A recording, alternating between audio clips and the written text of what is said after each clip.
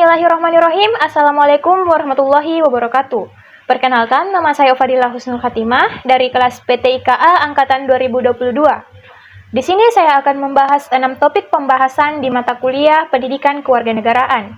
Baik, langsung saja. Topik pertama ada identitas nasional, topik kedua ada integrasi nasional, topik ketiga ada konstitusional, topik keempat ada kewajiban dan hak, topik kelima ada demokrasi, dan topik yang terakhir ada penegakan hukum. Baik, kita langsung saja masuk ke topik pembahasan yang pertama. Ada identitas nasional. Identitas nasional sendiri terbagi menjadi beberapa pengertian. Yang pertama, secara etimologis. Secara etimologis, identitas nasional sendiri berasal dari dua kata, yaitu identitas dan nasional. Selanjutnya, menurut KBBI atau Kamus Besar Bahasa Indonesia, kata nasional berarti bersifat kebangsaan, berkenan, berasal, atau suatu bangsa. Selanjutnya, menurut Pendidikan Kewarganegaraan, identitas nasional lebih dekat dengan arti jati diri, yakni ciri-ciri atau karakteristik, perasaan, atau keyakinan tentang kebangsaan yang membedakan bangsa Indonesia dengan bangsa lain. Setelah mengetahui definisi dari identitas nasional, selanjutnya ada 4 jenis-jenis identitas nasional di Indonesia. Yang pertama, ada bendera merah putih. Seperti yang kita ketahui, bendera merah putih sendiri merupakan bendera pusaka negara Republik Indonesia, dan bendera merah putih pertama kali dikibarkan pada tanggal 17 Agustus tahun 1945. Yang kedua, ada bahasa negara, yaitu bahasa Indonesia. Bahasa Indonesia sebagai bahasa negara merupakan hasil kesepakatan para pendiri negara Republik Indonesia. Bahasa Indonesia berasal dari rumpun bahasa Melayu yang dipergunakan sebagai bahasa pergaulan, dan kemudian diangkat dan diikrarkan sebagai bahasa persatuan pada Kongres Pemuda pada tanggal 28 Oktober 1928. Yang ketiga ada lambang negara, yaitu Garuda Pancasila. Burung Garuda adalah burung khas Indonesia yang dijadikan lambang negara. Di tengah-tengah perisai burung Garuda terdapat sebuah garis hitam tebal yang menggambarkan atau mengartikan bahwa itu khatulistiwa. Dilukiskannya seekor burung Garuda merupakan satu kesatuan yang berhubungan dengan Pancasila. Artinya, lambang negara tidak dapat dipisahkan dari dasar negara Pancasila. Dan yang terakhir, ada lagu kebangsaan Indonesia Raya. Indonesia Raya sebagai lagu kebangsaan pertama kali dinyanyikan pada Kongres Pemuda kedua tanggal 28 Oktober 1928. Lagu Indonesia Raya selanjutnya menjadi lagu kebangsaan yang diperdengarkan pada setiap upacara kenegaraan. Selanjutnya ada sumber historis, sosiologis, dan politik tentang identitas nasional Indonesia. Secara historis, identitas nasional Indonesia ditandai ketika munculnya kesadaran rakyat Indonesia sebagai bangsa yang sedang dijajah oleh negara asing pada tahun 1908 yang dikenal dengan masa kebangkitan nasional. Secara sosiologis, identitas nasional telah terbentuk dalam proses interaksi, komunikasi, dan persinggungan budaya secara alamiah, baik melalui perjalanan panjang menuju Indonesia merdeka maupun melalui pembentukan intensif pasca kemerdekaan. Secara politis, bentuk-bentuk identitas secara politis telah diatur dalam peraturan perundang-undangan, baik dalam Undang-Undang Dasar maupun dalam peraturan yang lebih khusus. Kemudian ada esensi dan urgensi identitas nasional di Indonesia. Yang pertama, agar bangsa Indonesia dikenal oleh bangsa lain. Yang kedua, identitas nasional bagi sebuah negara atau bangsa sangat penting bagi keberlangsungan hidup negara bangsa tersebut. Yang ketiga, identitas nasional penting bagi kewibawaan negara dan bangsa Indonesia. Dan yang terakhir pada topik ini, mengapa diperlukan identitas nasional? Diperlukannya identitas nasional karena adanya Pancasila. Pancasila yang disebut sebagai dasar negara atau falsafah negara dengan istilah way of life, kepribadian bangsa, dan juga sebagai identitas atau jadi diri sebuah bangsa. Topik pembahasan yang kedua ada integrasi nasional. Integrasi nasional memiliki definisinya masing-masing secara etimologi. Integrasi nasional terdiri atas dua kata, yaitu integrasi dan nasional. Secara terminologi, konsep integrasi adalah dihubungkan dengan konteks tertentu dan pada umumnya dikemukakan oleh para ahlinya masing-masing. Yang ketiga, istilah integrasi nasional dalam bahasa Inggris. Bahasa Inggris integrasi nasional adalah national integration.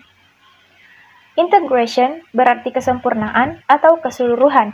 Kata ini berasal dari bahasa Latin integer, yang berarti utuh atau menyeluruh. Setelah definisi, ada jenis-jenis integrasi. Yang pertama, integrasi politik. Yang kedua, integrasi ekonomi. Dan yang ketiga, ada integrasi sosial budaya. Selanjutnya, ada tantangan dalam membangun integrasi. Keadaan negara berada dalam dua tarikan sekaligus, yaitu tarikan dari luar berupa globalisasi yang cenderung mengabaikan batas-batas negara dan bangsa, dan tarikan dari dalam, berupa kecenderungan atau ikatan-ikatan yang sempit seperti ikatan etnis, kesukuan, atau kedaerahan. Setelah tantangan, ada pentingnya integrasi nasional. Pentingnya integrasi ini diperlukan guna menciptakan kesetiaan baru terhadap identitas-identitas baru yang diciptakan. Misal, bahasa nasional, simbol negara, semboyan nasional, ideologi nasional, dan sebagainya. Dan yang terakhir, ada pengembangan integrasi di Indonesia. Yang pertama, adanya ancaman dari luar. Yang kedua, gaya politik kepemimpinan. Dan yang ketiga, kekuatan lembaga-lembaga politik.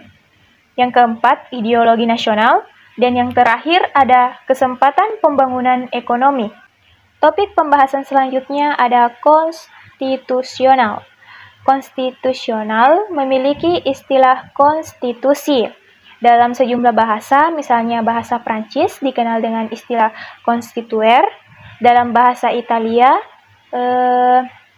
digunakan istilah constitutive. Dan dalam bahasa Inggris digunakan istilah constitution dan masih banyak lagi. Perlunya konstitusi dalam kehidupan berbangsa negara. Perlunya konstitusi dalam kehidupan bangsa negara Indonesia agar dapat membatasi kekuasaan pemerintah atau penguasaan negara. Konstitusi adalah sarana dasar untuk mengawasi kekuasaan. Oleh karena itu, setiap konstitusi mempunyai beberapa peranan, yaitu untuk memberikan pembatasan dan pengawasan terhadap kekuasaan politik.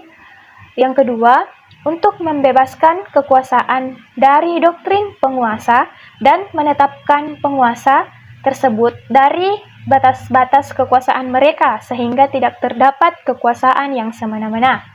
Dan yang terakhir, konstitusi menggambarkan struktur negara dan sistem kerja negara yang ada di lembaga-lembaga negara. Kita lanjut ke topik yang selanjutnya, yaitu ada harmoni kewajiban hak warga negara. Pada hakikat dan urgensi kewajiban hak negara dan warga negara dalam tatanan kehidupan demokrasi Indonesia yang bersumber pada kedaulatan rakyat dan musyawarah untuk mufakat. Hak adalah kuasa atau menerima atau melakukan sesuatu yang semestinya, dan kewajiban adalah beban untuk memberikan sesuatu yang semestinya dibiarkan atau diberikan oleh pihak manapun dan pada prinsipnya dapat dituntut secara paksa oleh yang berkepentingan. Selanjutnya, mendeskripsikan esensi dan urgensi harmoni kewajiban dan hak negara dan warga negara. Beberapa pendekatan yang dibutuhkan warga negara yaitu adalah pendekatan agama, pendekatan pendidikan dan kebudayaan, pendekatan perekonomian nasional dan kesejahteraan rakyat, dan yang terakhir ada pendekatan pertahanan dan keamanan. Di sini ada sumber historis sosiologis, politik, tentang harmoni kewajiban dan hak negara dan warga negara Indonesia. Kita lanjut topik yang kelima ada demokrasi. Demokrasi berasal dari bahasa Yunani yaitu demos dan kratos. Demos bermakna rakyat atau hayalak, sedangkan kratos bermakna pemerintahan. Alasan mengapa diperlukan demokrasi yang bersumber dari Pancasila karena terjadinya krisis partisipasi politik rakyat yang disebabkan karena tidak adanya peluang untuk berpartisipasi, karena terbatasnya kemampuan untuk berpartisipasi dalam politik. Adapun pemikiran demokrasi di Indonesia. Sebagai negara demokrasi, demokrasi Indonesia memiliki kekhasan. Demokrasi yang dianut di Indonesia adalah demokrasi yang berdasarkan pada Pancasila. Nah, materi selanjutnya adalah materi topik pembahasan yang terakhir, yaitu penegakan hukum. Definisi hukum itu, hukum adalah himpunan atau peraturan-peraturan, perintah-perintah, larangan-larangan yang mengurus tata tertib suatu masyarakat, dan oleh karena itu harus ditaati oleh masyarakat. Adapun konsep dan urgensi penegakan hukum. Yang pertama, Negara Kesatuan Republik Indonesia atau NKRI itu adalah negara hukum. Dan yang kedua, negara yang bukan didasarkan pada kekuasaan belaka, melainkan negara yang berdasarkan atas hukum, artinya semua persoalan kemasyarakatan, kewarganegaraan, pemerintahan, atau kenegaraan harus didasarkan atas hukum. Adapun alasan mengapa diperlukan penegakan hukum yang berkeadilan, karena manusia adalah serigala bagi manusia lainnya. Manusia memiliki keinginan dan nafsu yang berbeda-beda antara manusia yang satu dengan manusia yang lainnya. Nafsu yang dimiliki manusia ada yang baik dan ada yang tidak baik, menurut Thomas Hobbes dalam bukunya. Adapun lembaga penegak hukum, yaitu ada kepolisian, kejaksaan, dan kehakiman. Adapun lembaga peradilan yaitu peradilan agama, peradilan militer, peradilan tata usaha, dan peradilan umum. Sekian penjelasan dari saya. Mohon maaf apabila ada kata-kata yang saya ucapkan tidak jelas dan kurang dipahami, karena kesempurnaan itu hanya milik Tuhan. Sekian dari saya. Wassalamualaikum warahmatullahi wabarakatuh.